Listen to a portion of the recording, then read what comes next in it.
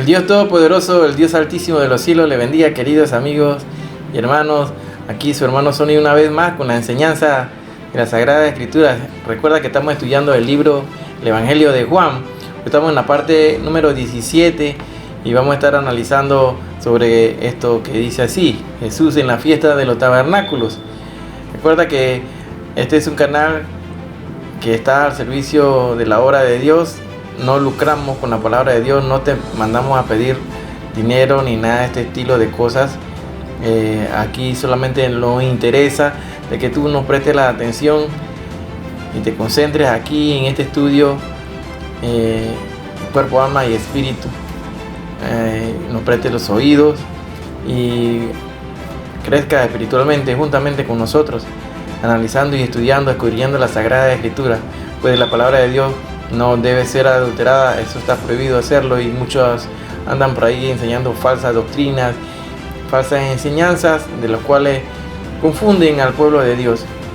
No sé más decirte que si es primera vez que tú te encuentras este canal, pues no lo cambies.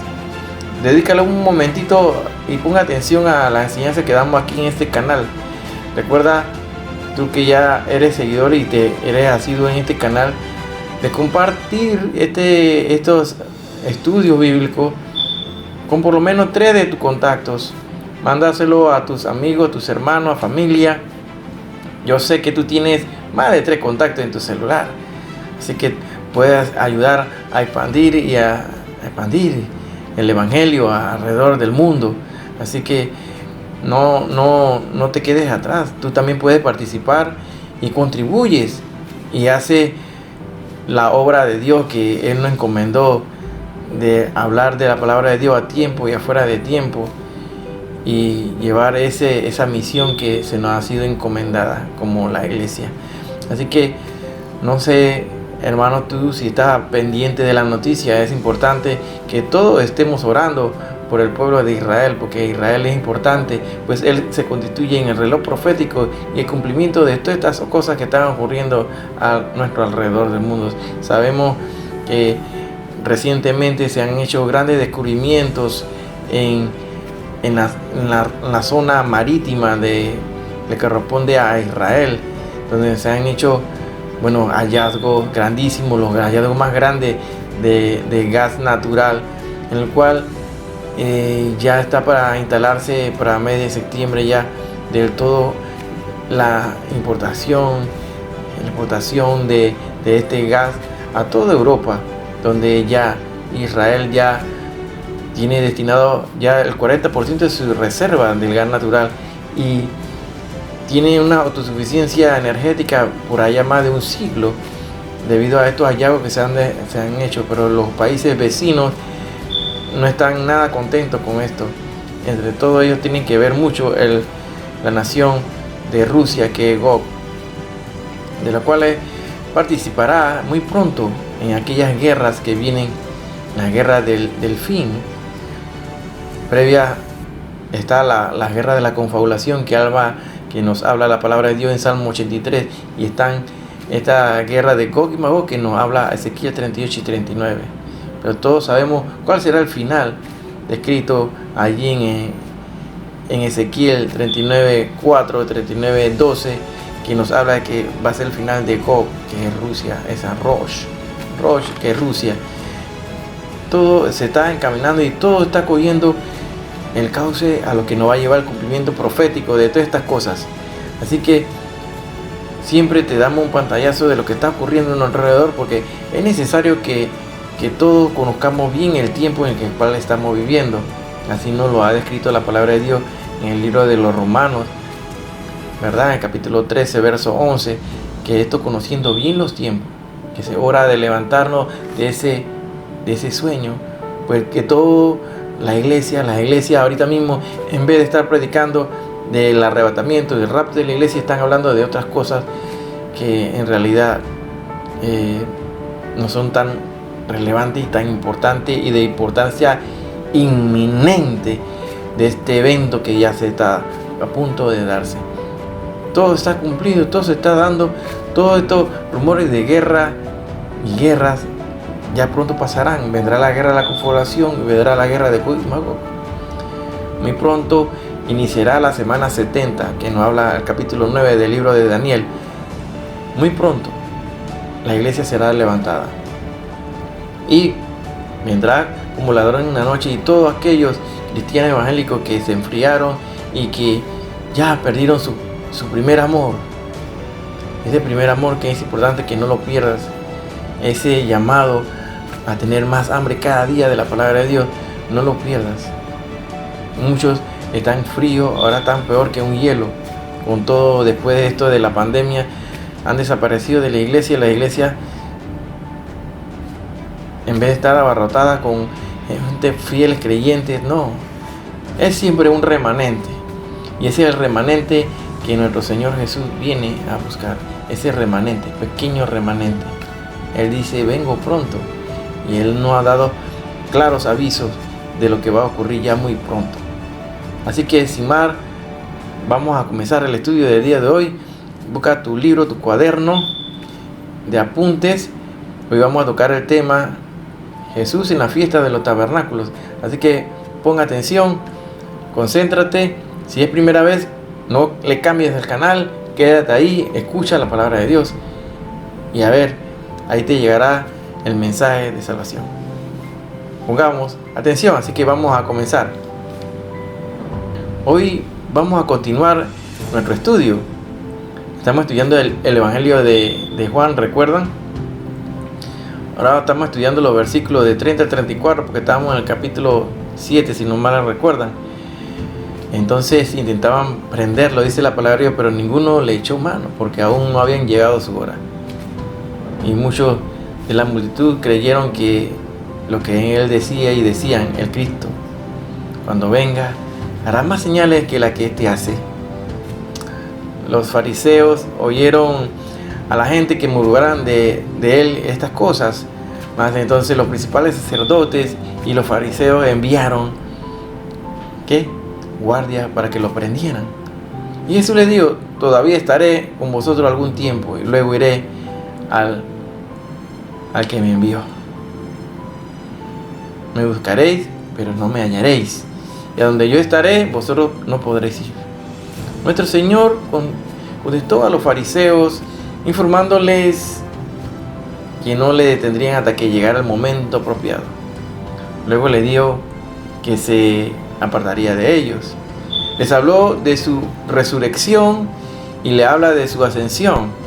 Nunca podrían ya tocarle otra vez.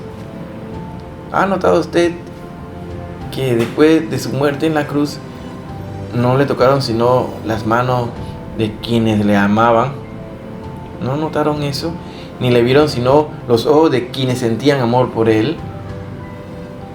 Continuemos leyendo el verso 35 y 36 de nuestro estudio el día de hoy. Dice así la palabra de Dios. Entonces los judíos dijeron entre sí, ¿a dónde se irá este, que no lo hallaremos? ¿Se irá a los dispersos entre los griegos y le enseñará a los griegos? ¿Qué significa esto que dijo? Me buscaréis, pero no me hallaréis. Y a donde yo estaré, vosotros no podréis ir. Creemos que esto era ridículo pensarlo de una forma literal. No creían que Jesús podía esconderse de ellos. Llegamos ahora a nuestros últimos días de las fiestas. Y el día cuando vertían una porción doble de agua en el suelo del templo. Creemos que Jesús bien pudo haber estado de pie con el agua a la altura de los tobillos cuando dijo estas palabras. Estaban celebrando el hecho de que Dios les había dado agua de la roca durante su estadía en el viaje por el desierto. El apóstol Pablo nos dijo que su primera carta a los Corintios, capítulo 10, versículo 4, que Cristo era aquella roca. Es el único que provee esa agua verdadera, el agua de vida. Leamos ahora el verso 37 de este capítulo 7 de San Juan. Recuerda que estamos estudiando todavía el capítulo 7. En el último y gran día de la fiesta, Jesús se puso en pie y alzó la voz diciendo: si alguien tiene sed, venga a mí y beba. Aquí tenemos una vez más una referencia al libre albedrío. Si alguno, dice, si alguno. Y esto incluye a usted también, hermano. Esto lo incluye a todos nosotros. Dios le está ofreciendo un regalo. También aquí se presenta la elección. Tú puedes elegir. La pregunta es, ¿tiene usted sed? Quizás usted haya estado viviendo de los pozos llenos de barro del mundo, de pozos equivocados, y ha encontrado que esa agua no le quita la sed, que no le satisface. Jesús dijo, si alguno tiene sed, venga a mí y beba. Y usted, estimado amigo que me está viendo en este canal, puede venir a Él para recibirle como su Salvador personal. Leamos ahí lo que dice Juan 7, verso 10. Pero después de que sus hermanos subieron, entonces Él también subió a la fiesta, no abiertamente, sino como en secreto. Probablemente viajó con los discípulos por un camino apartado y entró a la ciudad por las puertas de las ovejas. Creemos que siempre entró a Jerusalén por la puerta de las ovejas, hasta el momento de su entrada triunfal, cuando lo hizo públicamente. En esa ocasión, Jesucristo en realidad se ofreció a ellos demandando que le aceptaran o le rechazasen. Al terminar el estudio anterior, recordemos, vimos que Jesús había decidido no subir con sus hermanos a la fiesta de los tabernáculos. Ahora, parece que lo hizo un poco después que ellos, y tal como les había dicho, fue en secreto. Lo que probablemente quiere decir que lo hizo de manera discreta, intentando no llamar la atención a nadie. Así pues, no aceptó el consejo que le había dado para que se presentara en Jerusalén de forma pública, llamando la atención así de la gente en su entrada a la ciudad. Ahí puedes anotar y lee ahí Juan capítulo 7, versos 3 al 4. Sin embargo, esa sigilosa entrada solo tenía que ver con su viaje y llegada a Jerusalén, puesto que, como luego veremos, una vez allí Él enseñó públicamente a todos. Leamos rápidamente los versos 11 y 13, de 11 al 13. Dice así la palabra de Dios: y lo buscaban los judíos en la fiesta y decían, ¿dónde estará aquel? Y había mucha murmuración acerca de él entre la multitud. Pues unos decían, es bueno, pero otros decían, no, sino que engaña al pueblo. Sin embargo, ninguno hablaba abiertamente de él por miedo a los judíos. Las autoridades religiosas le estaban buscando y esperando porque la ley requería que viniera a la fiesta. Había mucha discusión en cuanto a Jesús, pero todo se hacía en secreto, todo en forma discreta, porque cualquiera que hiciera una declaración a su favor sería atacado y corría el riesgo de ser arrestado y hasta de ser crucificado. Jesús, la gente le buscaban los judíos en la fiesta. El evangelista aquí nos dice que en toda Jerusalén había una creciente expectación ante la posibilidad de que Jesús fuera a la fiesta. Había una expectación. Él no había vuelto a Jerusalén desde aquella ocasión cuando se había enfrentado a los judíos en el capítulo 5. Si lo recuerdas, de aquí este libro de Juan. Él no había vuelto a subir allá. Recordamos que entonces los líderes judíos habían decidido matarle porque sanó a un paralítico durante un día de reposo y también porque había afirmado que Dios era su Padre. Grandes declaraciones, Juan 5:18. Ahora, por lo tanto, es probable que quienes ahora le buscaban fueran esos mismos líderes hostiles de Jerusalén y su propósito siguiera siendo el de cumplir su deseo de acá, de terminar con la vida de él, ¿no? Ahora bien, esto quita que también el pueblo ya no tuviera curiosidad por ver si apareciera. De aquí que había un gran murmullo, murmuraban acerca de él entre la multitud. Juan 7:12. Está claro que las autoridades judías deseaban matarlo, deseaban eliminarlo.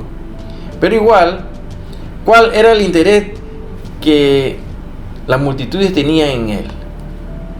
Tal vez querían volver a beneficiarse de algunos de los milagros que Jesús hacía, como lo describe Juan 6:26. O simplemente estaban expectantes, esperando para ver cuál sería el desenlace final en este conflicto entre Jesús y los líderes judíos. Unos decían, es bueno, pero otros decían, no.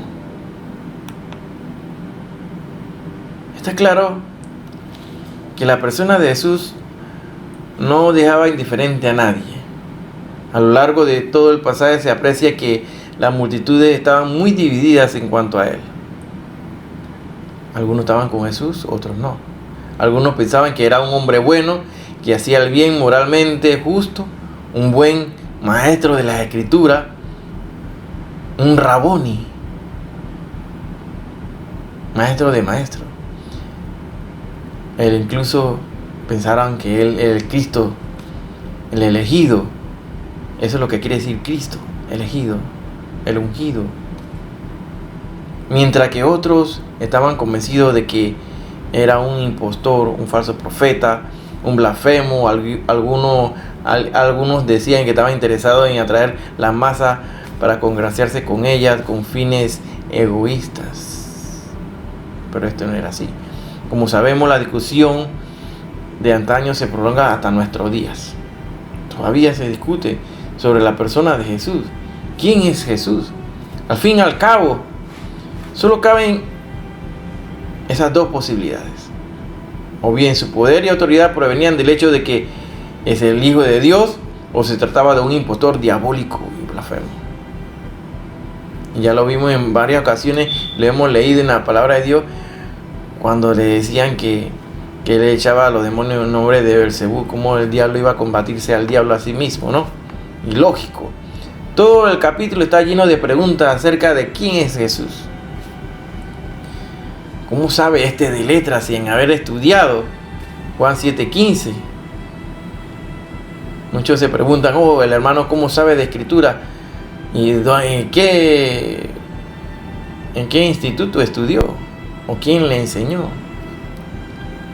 Haciéndose valer de los títulos que da el hombre aquí en la tierra, y no dándole la importancia del conocimiento verdadero que desciende del cielo, del Espíritu Santo, y se nos revela a nosotros, a los pequeños. Habrán reconocido en verdad los gobernantes de este, que es el Cristo. Juan 7:26 dice, el Cristo cuando venga hará más señales que la que éste hace. Se preguntaban así. Juan 7:31, ¿a dónde irá este? ¿Que no le hallemos? Juan 7:35, ¿de Galilea ha de venir el Cristo? Juan 7:41.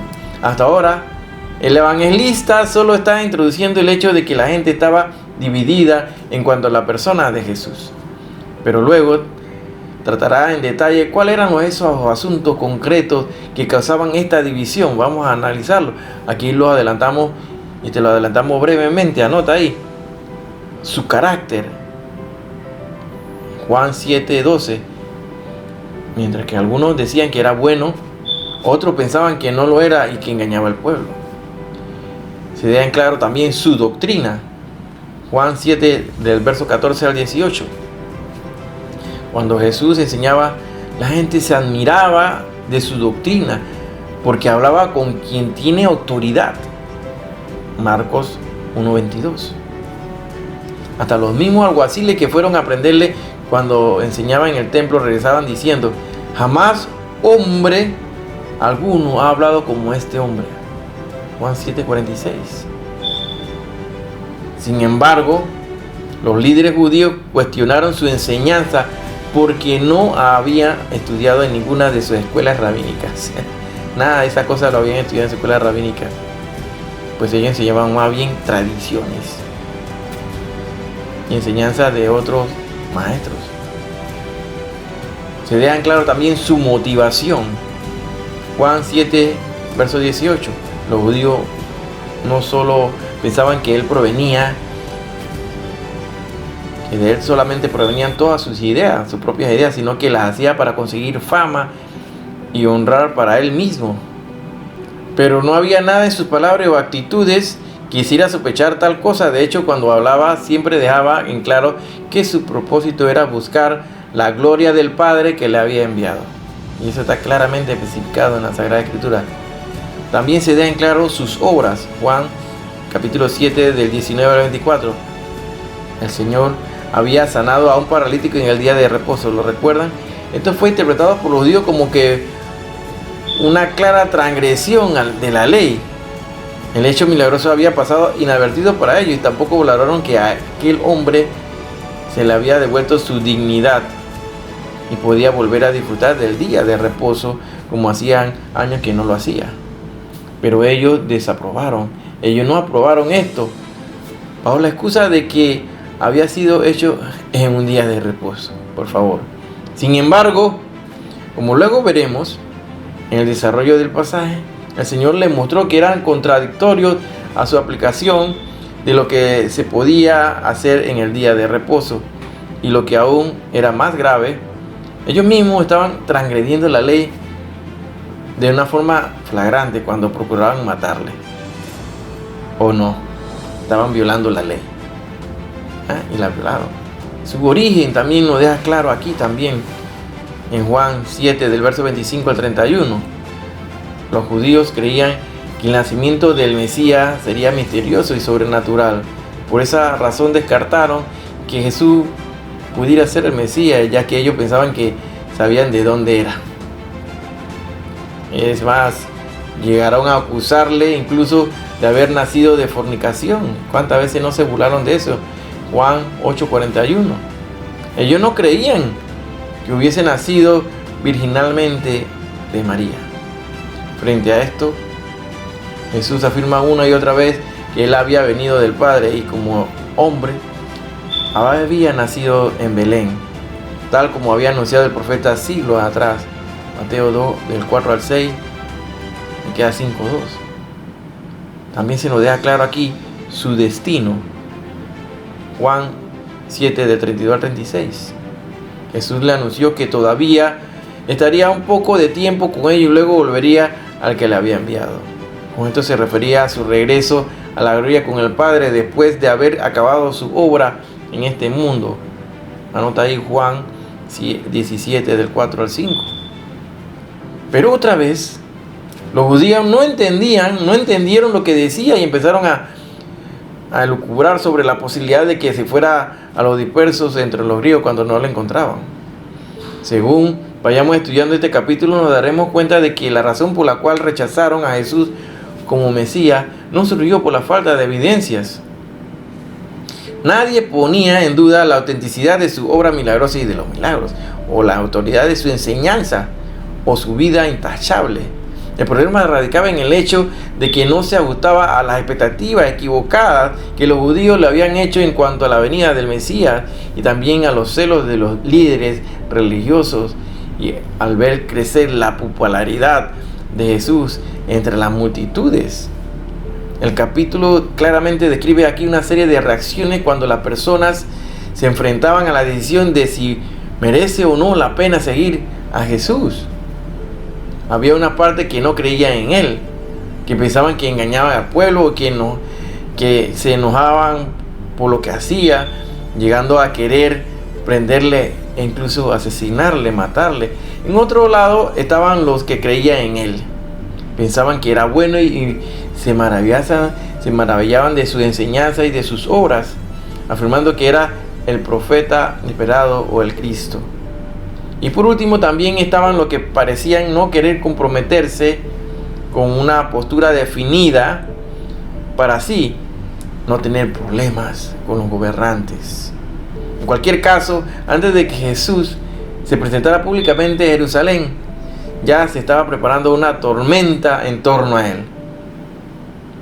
En vista de un capítulo como este, no deberíamos sorprendernos al ver también en nuestros días que existen en nuestro día hay la misma variedad de reacciones ante la predicación del Evangelio de Jesucristo.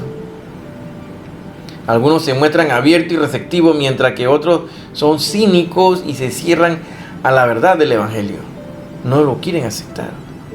Hay personas que son movidas por mera curiosidad y que nunca llegan a tomar entonces a una decisión, mientras que otras sí manifiestan abiertamente su fe en el Señor Jesús. Los hay que son hostiles y también quienes se muestran totalmente indiferentes. Algunos luchan por defender sus convicciones y otros se dejan llevar por lo que opina la mayoría. O sea, esa fuerza de grupo, los compinches. O sea, porque todos hacen eso, yo también lo tengo que hacer. Algunos luchan por defender sus convicciones y otros se dejan llevar por lo que opina la mayoría. Definitivamente, algunos luchan por defender sus convicciones. Tanto entonces como ahora, allí donde la persona de Jesucristo es anunciada, surge la controversia y la división. Esto mismo es lo que anunció el Señor. Busca ahí en el libro de Lucas, capítulo 12, del 51 al 53, y lo ves claramente ahí. ¿Pensáis que he venido para dar paz en la tierra? Escucha, os digo, no, sino disensión, porque de aquí en adelante 5 en una familia estarán divididos, 3 contra 2 y 2 contra 3. Estará dividido el padre contra el hijo y el hijo contra el padre, la madre contra la hija y la hija contra la madre, la suegra contra su nuera y la nuera contra su suegra. Así dice Juan 7, verso 13. Ninguno hablaba abiertamente de él por miedo a los judíos. Pero aunque todo el pueblo hablaba acerca de Jesús, ninguno se atrevía a hacerlo abiertamente y públicamente. El odio declarado de los líderes judíos hacia la persona de Jesús mantenían a la gente bajo temor, aunque no impedían que siguieran hablando acerca de él en forma privada. Ellos sabían que identificarse públicamente con Jesús en esas circunstancias significaría la expulsión de la sinagoga, así como lo dice Juan capítulo 9 verso 22, o también en Juan 12:42 o Juan 19:38. Esto implicaba la exclusión de la vida social y religiosa de la nación. Así que todo el mundo hablaba sigilosamente por temor a decir algo inadecuado que pudiera hacerle objeto de ira de los líderes religiosos y de su temida maquinaria político-religiosa.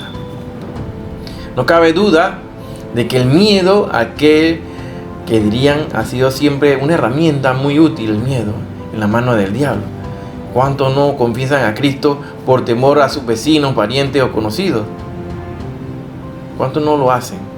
Pero otras veces no se trata únicamente de recibir críticas por causa de nuestra fe, sino que puede llegar el momento en que seamos excluidos completamente de la sociedad, pudiendo incluso perder los bienes y hasta la libertad, como ha ocurrido así en diferentes países donde los cristianos son encarcelados. Aunque nos sorprenda, esto sigue ocurriéndole a muchos cristianos en el día de hoy. El Evangelio de Juan nos muestra de esta manera con claridad que aquellos que se identifican con Jesús deben ser dispuestos a sufrir por su causa. Leamos el verso 14, dice así la palabra de Dios: pero a la mitad de la fiesta subió Jesús al templo y enseñaba. De repente Jesús apareció en el templo. Esta fiesta de los tabernáculos se llevaba a cabo en el calendario de Dios y representa la venida de Cristo en su regreso a la tierra. Esto es lo que representa esta fiesta de los tabernáculos. Se encuentra en el calendario de Dios. También nos representa los eventos y etapas que conducen a su venida, a esa venida. Esta fiesta habla de la consumación de todas las cosas. Jesucristo aparecerá de repente. El profeta Malaquías dijo en el capítulo 3 de su profecía, verso 1: y vendrá súbitamente a su templo el Señor, a quien vosotros buscáis. Esta profecía se cumplirá en su regreso a la tierra. Aunque había subido secretamente a Jerusalén a la mitad de la fiesta, Jesús se presentó en el templo y les enseñaba públicamente En esta ocasión no se dice que hiciera algún tipo de milagro, pero pronto el pueblo que le escuchaba estaba igualmente maravillado con él. La causa principal de su asombro se debió al conocimiento profundo que tenía de la Escritura y la autoridad con la que la exponía. Pero también dejaron ver que estaban igualmente intrigados, preguntándose de dónde había adquirido ese conocimiento nuestro Señor Jesús, ya que era sabido que de todo que no había estudiado en ninguna de las escuelas reconocidas de los rabinos. Se maravillaban. ¿Cómo sabe este letras sin haber estudiado?, se preguntaban ellos. Pero los judíos, para aquello, estudiar en una de esas escuelas rabínicas era la única manera de conseguir el conocimiento de la Escritura y la autoridad para poder exponerla. Y Jesús no había estudiado en ninguna de ellas, ni estaba acreditado por ningún erudito rabino. Ponga atención, hermano. Sin embargo, cuando Jesús enseñaba, reclamaba la más absoluta sumisión. Esto resulta inadmisible para los judíos, y aún rompió más sus esquemas cuando afirmó que su doctrina la había recibido directamente de Dios, quien la había enviado para enseñarlas a los hombres. Jesús le respondió y dijo: mi doctrina no es mía, sino de aquel que me envió. La verdad es que si lo hubieran pensado bien, esto no tenía que haberle extrañado para nada, puesto que también todos los verdaderos profetas de Israel habían recibido sus mensajes directamente de Dios, ¿sí o no? Y su autoridad nunca dependió de ningún rabino o escuela rabínica. Exigirle esto a Jesús, el mismo Hijo de Dios, no tenía sentido. A la mitad de la fiesta subió Jesús al templo y le enseñaba. Así dice el verso 14. Pero a los ojos de los líderes judíos, Jesús no era más que una persona autodidacta, entusiasta, y de ninguna manera iban a admitir que un carpintero de Galilea pudiera tener una autoridad equiparable a la de los rabinos de Jerusalén.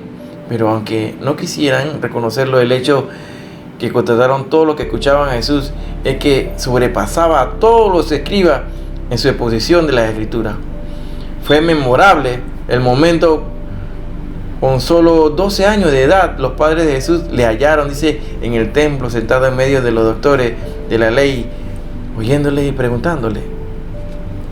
Y todos los que le oían se maravillaban de su inteligencia y su respuesta. Lucas 2, 46 a 47. Y aunque carecía de preparación formal, Nicodemo, un principal entre los judíos, Nicodemo, recuerden, cuando se entrevistó con él, reconoció como un rabí venido de Dios como maestro. Juan 3:2.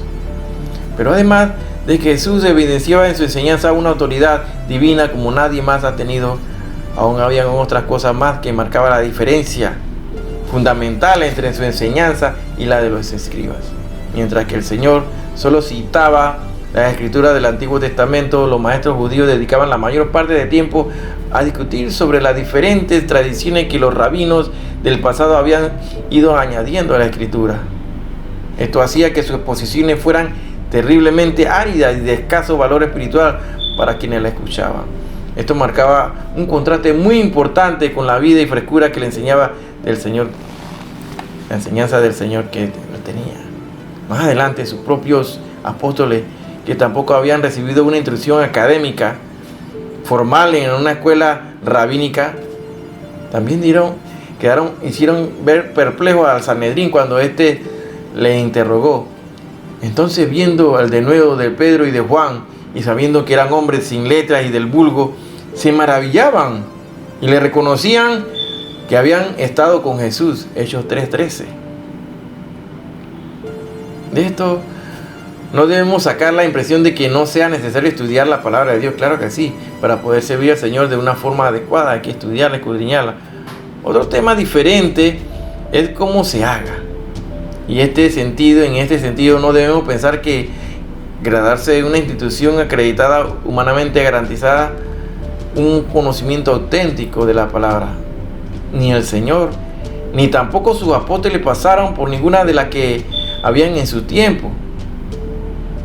Y sin embargo, no solo dejaron perplejo al Sanedrín, sino que también fueron usados poderosamente por el Señor para la extensión del Evangelio en la primera etapa de la iglesia. Ahora, algo similar ha ocurrido infinidad de ocasiones, de veces hoy en día, cuando una persona carente de instrucción formal son mucho más fructíferos llevando almas al Señor que otros que sí la tienen, otros que sí han estudiado y no se han ganado ni siquiera un alma para Cristo. Por supuesto, la formación bíblica es una bendición, claro que sí, pero hemos de estar seguros de que sea realmente bíblica, porque es bien sabido que muchas instituciones académicas en el presente pretenden enseñar la Biblia. Realmente han heredado muchas de las actitudes que tenían los escribas del tiempo de Jesús. Definitivamente. Recordemos que en lugar de enseñar la palabra, ellos se dedican a transmitir las ideas de otros maestros que la habían ya precedido. Al citar a un famoso rabino lo hacían parecer muy realmente eruditos, pero el Señor los denunció porque en realidad lo que estaban haciendo era enseñar como doctrina de Dios lo que realmente eran mandamientos de hombres, sus propios mandamientos. Marcos 7, de 6 al 8. Y por otro lado, no hemos de olvidar que si bien muchos judíos eran personas muy cultas, sin embargo, no creían en Dios, razón por el cual crucificaron a su hijo cuando vino a este mundo.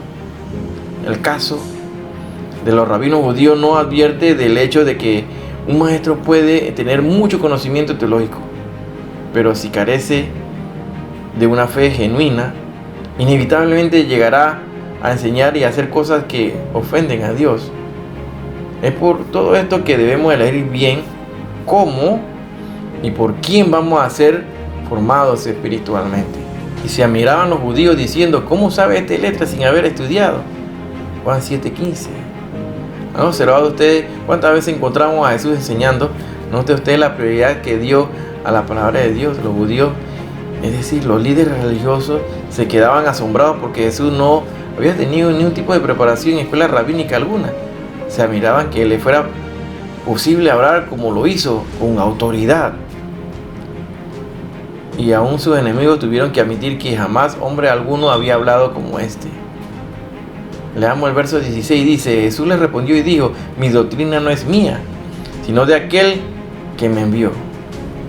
Rechazar el mensaje de Jesús es rechazar el mensaje de Dios. En los capítulos 4 y 5, Jesús insistió en que rechazarle a Él era rechazar a Dios. Ahora nadie podía decir que Él nunca se hizo igual a Dios. Usted bien puede rechazar el hecho de que Jesús es igual a Dios, pero nunca podrá decir que la Biblia no declara que Jesucristo es igual a Dios. Mi doctrina no es mía, sino de aquel que me envió. Puesto que Jesús no citaba a otras autoridades humanas, algunos pensaron que estaba desarrollando sus propias doctrinas. Él no citaba a ningún otro humano. Tal como lo veían sus críticos, solo habían dos posibilidades: o bien estudiado en una escuela rabínica o simplemente metía sus propias ideas. Y esto ya lo mencioné anteriormente. Ellos sabían que la primera de estas alternativas estaba excluida, así que la segunda debía ser cierta. Pero lejos de jactarse de su propia habilidad de reconocer deudor de algún maestro humano, Jesús explicó que sus enseñanzas provenían del mismo Dios, del Padre. Ellos pensaban que no podía haber otra fuente superior a la de su seminario judío, pero Jesús apeló una vez más al Padre que está en los cielos. Esto tenía una implicación importante para ellos, repudiándolo a Él y a su mensaje. Esto hacía que lo rechazaran. Así dice Juan 7:17: el que quiera hacer la voluntad de Dios conocerá si la doctrina es de Dios o si yo hablo por mi propia cuenta. El que quiera hacer, dice la palabra de Dios, el que quiera hacer. El Antiguo Testamento invita, en el Salmo 34, versículo 8, dice: gustad y ved que es bueno el Señor. Y Jesús le invita a venir y hacer la prueba. El que quiera hacer la voluntad de Dios conocerá la doctrina de Dios. Debe haber una actitud de amor hacia la palabra de Dios. Alguien ha dicho que el saber humano necesita ser conocido para poder amarlo. Pero el conocimiento divino tiene que ser amado para poder ser entendido. Aquí tenemos los pasos: el conocimiento, el amor y la obediencia. Esto es lo que Jesús pide que hagamos: conocerle, amarle y obedecerle. ¿Cuánto nos gusta decirle a los demás cómo deben hacer las cosas o tal cual cosa, o expresar lo que pensamos y un conocimiento real? Jesús dijo: probad al Señor.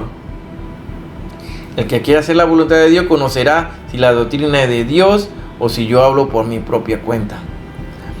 Esta es la maravilla de la palabra de Dios. Y estimado amigo, si usted de veras lo desea, si está dispuesto, Dios hará que la palabra sea una realidad en su vida y el Espíritu Santo se la confirmará. Los judíos daban a entender que tenían un problema para aceptar su doctrina porque no sabían de dónde procedía. Pero en su respuesta Jesús le dice que su verdadera dificultad radicaba en el hecho de que no estaban dispuestos a hacer la voluntad de Dios. Cuando expresaban sus dudas en cuanto a su doctrina, lo que realmente estaban haciendo era sacar a la luz que en su corazón no tenían el deseo de obedecer a Dios. Y si ocurre tantas veces en el día de hoy, muchas personas dicen que no pueden creer porque no saben en qué religión se encuentra la verdad. Ellos dicen que en qué religión, ni una religión va a tener la verdad, porque la religión, recuerda que es un sustituto creado por el hombre para acercarse a Dios. Muchas personas dicen que no pueden creer, no saben en qué religión pueden creer, pero según el razonamiento del Señor, el problema no está en su intelecto, en que no sepan, sino en su voluntad, en el que no estaban dispuestos a hacer las cosas que Dios manda. En realidad, sus dudas son simplemente excusa para seguir viviendo a espaldas de Dios. Porque si un hombre está dispuesto a hacer la voluntad de Dios, Dios mismo se encargará de aclarar todas sus dudas. Y por supuesto, no tendrá ninguna dificultad en reconocer que Jesús es el Hijo de Dios enviado del cielo. Por otro lado, tenemos aquí la clave para adquirir el verdadero conocimiento de Dios. Tal vez habíamos pensado que se trataba de tener una mente brillante. ¡Oh, qué inteligente!, ¿no? Pero lo que este versículo nos enseña es que es más importante que el intelecto, es la voluntad. La voluntad. Nunca llegaremos a conocer a Dios si primero no estamos dispuestos a hacer su voluntad. Esta es la clave para una verdadera formación bíblica. Porque de poco sirve acercarse a la Biblia si no lo hacemos con una actitud de humildad, amor, reverencia y disposición a obedecer todo lo que Dios nos revela en ella. Sin esa actitud podremos tener conocimiento intelectual acerca de Dios, pero nunca llegaremos a un discernimiento genuino de su carácter y su persona. Por otro lado, para avanzar en este conocimiento de Dios, será necesario que previamente hayamos obedecido sinceramente a aquello que ya sabemos de su voluntad. No hacerlo implicaría un estancamiento en nuestras vidas espirituales. En cambio, si lo hacemos, pronto nuestras mentes serán iluminadas y progresaremos en conocer más al Señor. Creceremos en la misma medida que hacemos un uso correcto de la luz recibida. Es que el Señor nos va dando nueva luz. El que habla por su propia cuenta, de su propia gloria busca, pero el que busca la gloria del que lo envió, este es verdadero y no hay en él injusticia. Hay muchos predicadores que hablan en su propio nombre y buscan su propia gloria. Bueno, la cuestión es si los hombres quieren oír a Dios o no. Si quieren oírle, entonces Dios le hablará por medio de su palabra. Luego aceptarán a Jesucristo, el que vino para hablar de parte del Padre. Desafortunadamente, los seres humanos con frecuencia tienen más interés en prestar atención a un hombre que busca su propia gloria antes que a Dios. Si Jesucristo hubiese tratado de fundar una nueva secta religiosa, estamos seguros que estos hombres le habrían escuchado.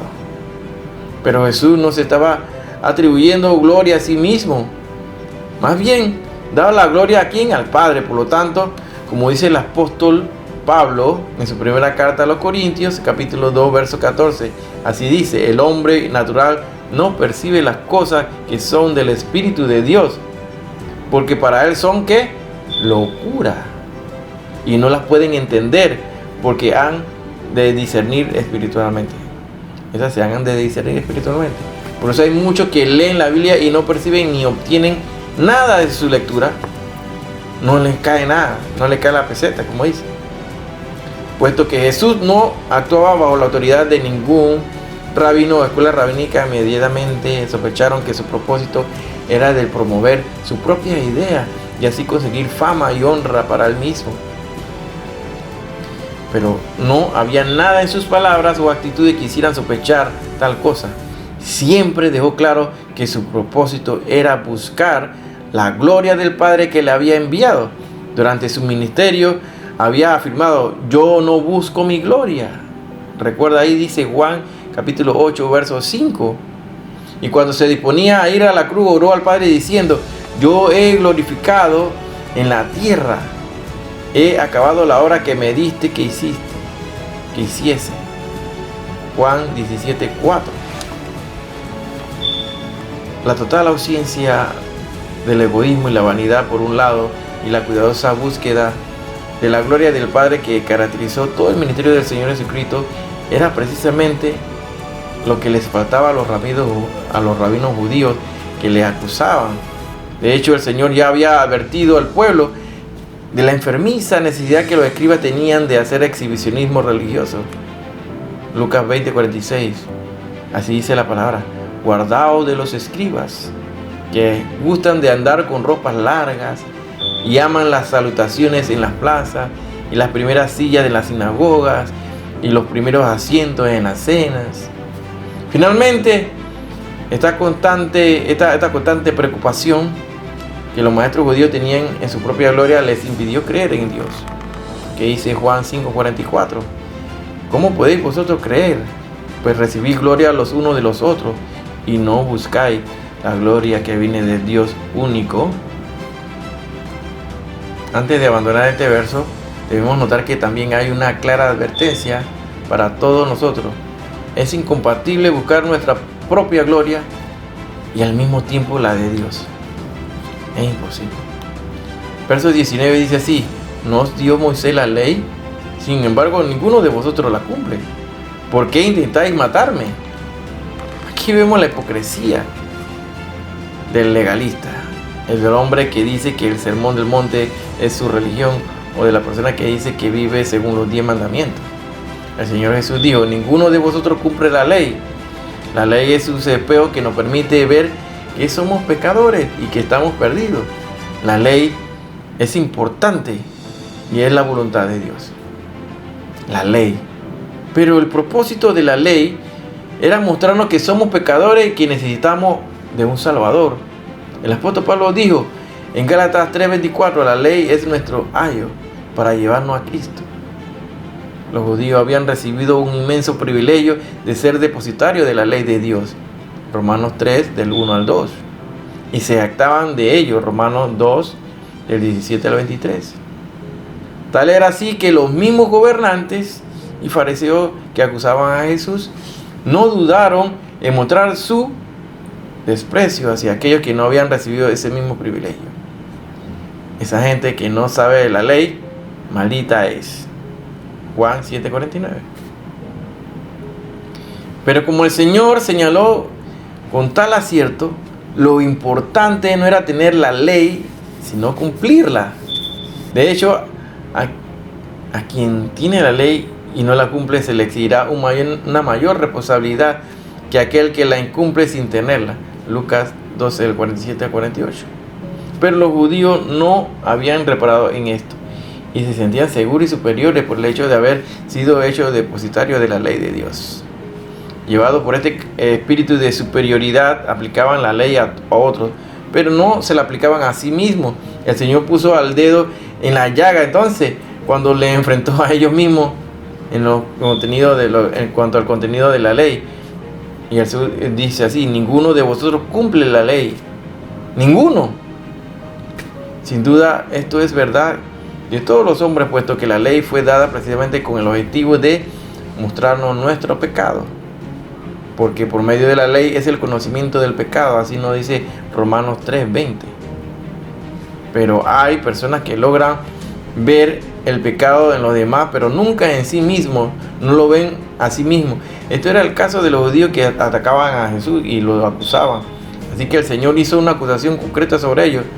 ¿Por qué procuráis matarme? Claro está que ellos se apresuraron a negarlo, pero era algo que hacían tiempo que venían procurando hacerlo. Tenían hace rato, Juan 5 del 16 al 18, que habían intentado llevar a cabo en varias ocasiones, Lucas 4, 28 al 30, y que algunos sabían, Juan 7, 25, y que finalmente ellos mismos pidieron a grito a Pilatos. Recuerda ahí Lucas capítulo 23 del 20 al 25. ¿Y cómo podían presentarse como jueces si ellos mismos no guardaban la ley? ¿Acaso no decía la ley no matarás? En Éxodo 20, verso 13, este mismo tema volverá a surgir en el relato de la mujer adúltera.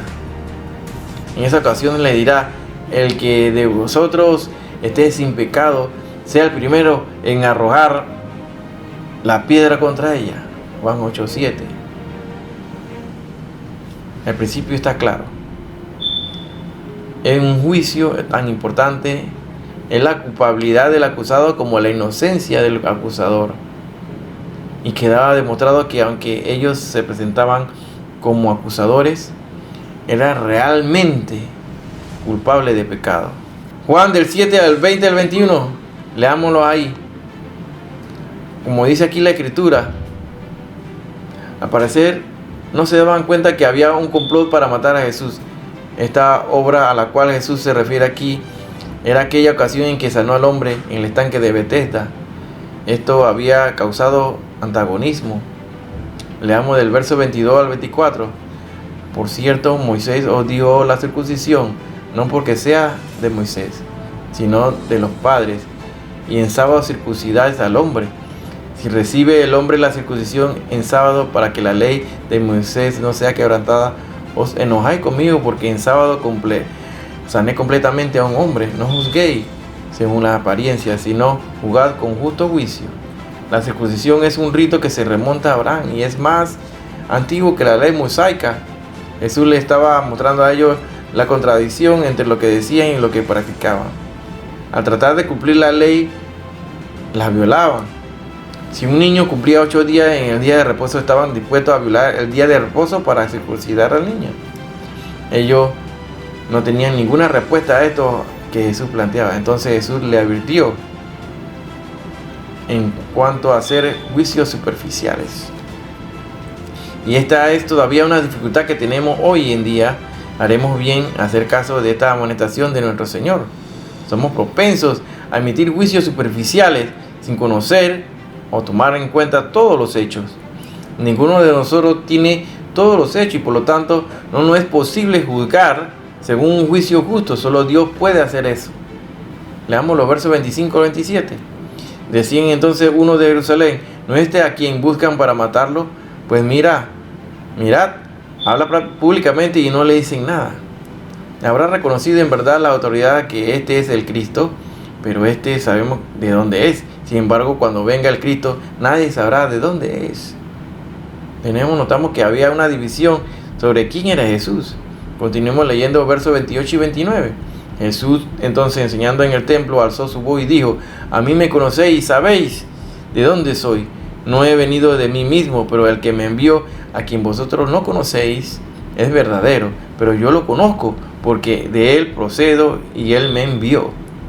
Jesús está diciendo aquí: ¿me conocéis realmente?